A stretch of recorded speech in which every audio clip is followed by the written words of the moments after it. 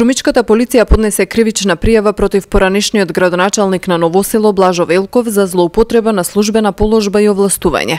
Го теретат дека склучил анекс кон договор за закуп на времен објект со кој го продолжил рокот на времетраење од 5 на 11 години.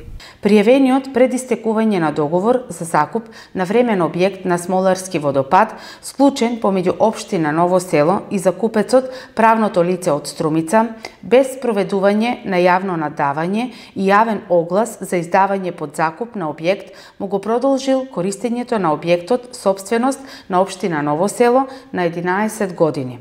Со потпишување на анексот дозволил преуредување на постоечкиот објект во национален ресторант и изградба на неделливи објекти од тврда градба спротивно на условите во претходно објавениот оглас за јавно надавање за издавање под закуп на времен објект и спротивно на подпишаниот договор за закуп на времен објект, со што овозможил правното лице Друштво за туризам, угостителство и услуги од Струмица да биде во повластена положба на пазарот.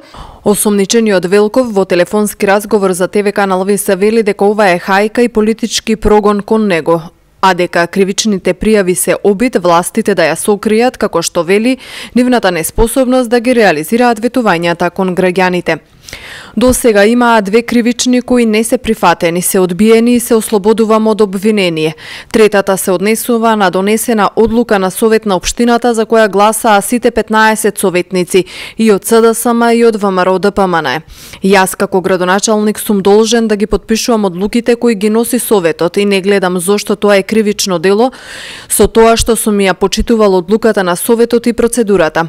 Ова нема да трае вечно и во недоглед нема да е се така. Видовме дека нема правда за сите, туку само за нив, рече Велков во телефонскиот разговор за ТВ канал ВИС.